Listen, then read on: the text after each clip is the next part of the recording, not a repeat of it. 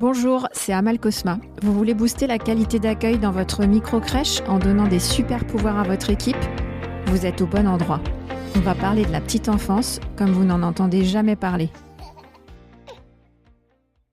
Dans l'épisode précédent, j'ai recruté un nouveau salarié. Passons à l'intégration de ce salarié qu'on appelle aussi l'onboarding. L'intégration du salarié est un processus crucial. L'idée, c'est quoi? C'est que le salarié soit accueilli, ça va le rassurer, on va créer du lien avec lui. C'est comme ça qu'on développe son engagement sur le long terme. Pourquoi? Parce qu'on lui transmet nos valeurs, les valeurs de l'entreprise, notre organisation pour qu'il s'y retrouve et des outils pour travailler. Avant son arrivée, j'ai pris contact avec lui. Je lui donne une date et une heure de prise de poste et je choisis un moment où je suis présente. Sauf impossibilité absolue, c'est le manager qui accueille la nouvelle recrue. J'ai déjà demandé les éléments nécessaires à l'établissement de son contrat. La liste est dans l'épisode 13 avec des exemples de mails. Je dois vérifier que j'ai bien tout ce qui est nécessaire ou relancer le candidat. Pensez à prévoir rapidement la visite médicale du salarié. Maintenant, elle s'appelle la visite d'information et de prévention. Elle est effectuée pour tout le monde dans les 3 mois de l'embauche. Le rendez-vous doit être pris rapidement parce qu'il y a en général des délais assez longs. Dans l'attente, demandez au salarié un certificat médical et vérifiez ses vaccins. Je vous mettrai les vaccins à vérifier dans les notes de l'épisode. Ensuite, j'élabore le déroulement de l'intégration du nouveau salarié. Les 4 questions à se poser, c'est: est-il possible de mettre la personne en doublon et combien de temps? Avec qui? Quels éléments je vais lui transmettre en priorité? À quelle heure? De quelle manière? À quel moment je présente cette personne aux parents? Je vais prévoir aussi un affichage du type bienvenue à un tel. Et à quel moment je programme l'entretien pour le dossier administratif? Enfin, je demande les documents au siège pour constituer le dossier administratif d'embauche. Ça y est, le candidat est arrivé. Lors de sa prise de poste, je prévois un temps d'environ 1 heure pour réaliser un rendez-vous d'intégration. Je vais recevoir le salarié. Dans la mesure du possible, ça doit être le premier jour de son contrat. Pendant cet entretien, je vais lui présenter son dossier d'embauche. Je prévois d'avoir les 4 documents de base et le bon nombre d'exemplaires et je vais les lui transmettre lors de l'entretien. Et surtout, je vais les lui lire. Avant l'entretien, c'est important de réfléchir aux points qui sont importants pour vous. Qu'est-ce que je veux souligner dès les premiers liens que je suis en train d'établir avec mon salarié? Parce que je suis en train de poser le cadre. Les 4 documents, c'est 1, le contrat de travail, 2, la fiche de poste, 3, le règlement intérieur et 4, le dossier de la mutuelle. Je lui lis d'abord le contrat de travail. C'est important de parler de la période d'essai, préciser sa durée, préciser que vous ferez des points réguliers tout au long de la période d'essai. Je vous conseille de noter dans votre agenda, dès le début, dès ce moment-là, la date de la fin de la période d'essai et les dates de vos entretiens intermédiaires. La période d'essai, c'est une période hyper stratégique. On ne l'utilise pas assez.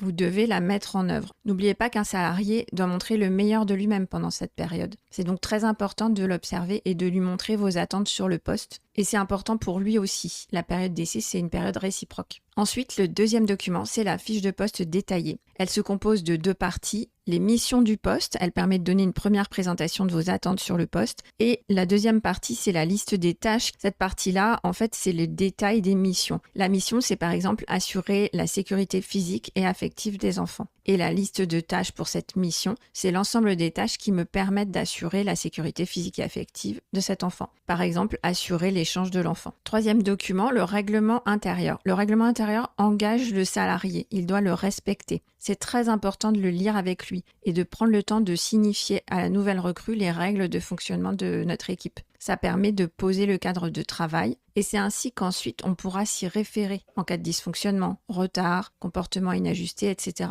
Conservez bien l'attestation de réception du règlement intérieur signée par le salarié. Pour moi, les 3 points les plus stratégiques et les plus importants à développer lors de cette lecture, c'est 1, les horaires, retards et absences. 2, le planning, c'est-à-dire qu'il y aura des heures supplémentaires qui seront obligatoires en cas de besoin de service dans une crèche. Et 3, l'hygiène et la présentation. Ongles coupés, pas de bijoux en service, etc. Enfin, 4e document, c'est la mutuelle. Le dossier est plus ou moins compliqué selon les mutuelles. Vérifiez que vous avez vous-même bien compris ce que vous allez présenter au salarié et qu'est-ce qu'il doit en faire. Voilà, on a réalisé le premier entretien, on a créé les premiers liens avec le salarié, il sait qu'on l'attendait, il se sent accueilli et il a son contrat. Maintenant, l'intégration n'est pas finie, l'onboarding, c'est un processus sur le long terme. Pour la suite de l'intégration, on a encore beaucoup de connaissances à transmettre à la nouvelle recrue.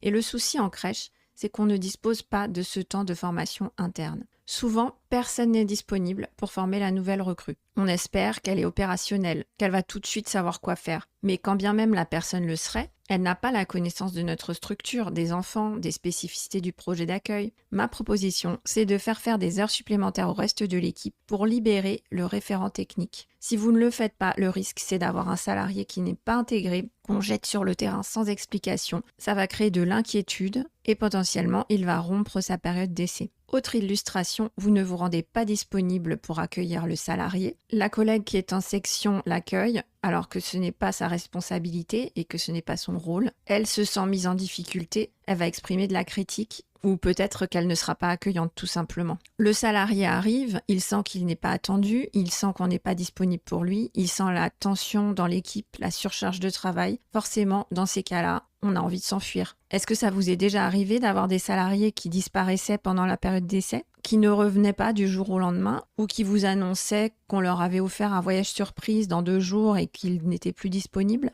Alors voilà, on a posé les bases de l'intégration.